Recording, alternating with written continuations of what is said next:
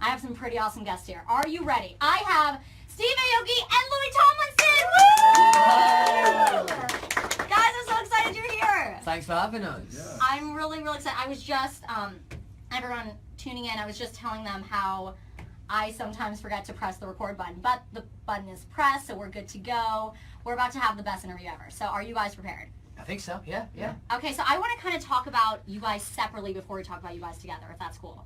I want to talk about kind of how you both got into music, like how that happened. So I know, Steve, I know you went to you went to SB, Yeah, and kind of UCSB. pursued it there. Yeah. You're from Miami, but you moved here, or I was born in Miami, but I was raised in Southern California, Newport Beach. amazing And, twins? yeah, Not the so, Miami part, the like SoCal. in the OC, you know, it's like punk and hardcore is a mainstay. It's like that's what all the kids do is go to hardcore shows and that's how I got into music. I just picked up a guitar, picked up a microphone, started singing in bands and playing. And no music one like that. in no one in your family does music, or it just kind of came from you, or My brother used to listen to, he was a mod, so he's 10 years older than me, so when he was 16, and I was like 6 or 7, I got introduced to, the Jam and the Smiths and the Who, and cool moped bands. as a 6-year-old, which is Yeah, like yeah. I amazing. just would look up to my brother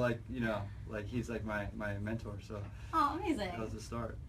Okay, and so then when you went to like Santa Barbara, you were like, By the time I was in college, I was already in band, so I was like, all right, let's do some shows. I had a living room. We put on shows in our living room. We had bands come through. I started my label Dimmock there in that living room, and so cool. So Yeah. cool, yeah. And how did you get into programming? That's always my big question, because it's like, if you don't have someone kind of in the family teaching you how to program, you really have to like learn it all yourself, and it's like, Yeah, It it takes was time. all non-traditional. Like everything, I picked up guitar. I played in a band with other friends that didn't know how to play instruments, so we all learned together. Amazing. It was like the Nice. best. You kind of like grow with your friends, and you figure it out. You stumble and you fall together, pick each other up, Awesome. and learn that way. That's kind of how I did everything through life, pretty much. which it's a good way to Yeah, live, it's a good especially when you motto. have people around you. So that's awesome. Okay, so Louis, Mm. so how did this whole love affair with music start? Like, you were doing it in high school, kind of like you were. Yeah, I mean, I dabbled a little bit. At school, we had like these little talent competitions every now and then that, like people in the year would put on a little performance. I think I was about 14 when I did my first performance, so I suppose I was quite late.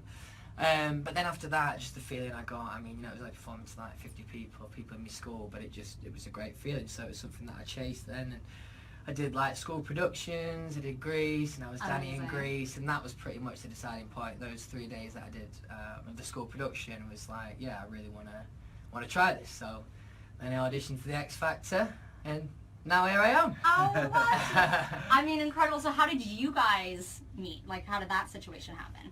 So I was on kind of a bit of a lad trip in Vegas, a bit of a holiday in Vegas, and I was meant to be watching Calvin Harris, and Calvin pulled out for whatever reason, so that Steve did the gig. I got lucky. And honestly, we were Oh my gosh. absolutely blown away by the show. It was like unbelievable. It's like so much fun. So Oh, much that's fun. so sweet. And you guys hadn't met before. This is literally- No. And then Amazing. I just reached out to him on good old Twitter, and yeah, I mean, yeah. it is. And Louis was actually really incognito because no one told. Usually, when a celebrity comes in the club, they're like, "All right, so and so is here," And I found out later on that Like I was when he "Oh, tweeted you. Louis Tomlinson from One Direction was in the club." I'm like, "Oh shit, that's great." Yeah. Yeah. I love that you tweet him. That is so like our generation. Oh, And I- definitely. but it's It like a still really, works. it's super useful for It's sure. absolutely useful, especially with Definitely. artist to artist. Oh, it's no doubt. Yeah. Yeah, so I think I saw Sia like a few months ago literally like tweet Drake being like, hey, I don't have a way of contacting you besides this, but let's like collab. And I was like, that's amazing. Yeah, it's smart. Yeah. Sia and Yeah. Drake. yeah. Twitter.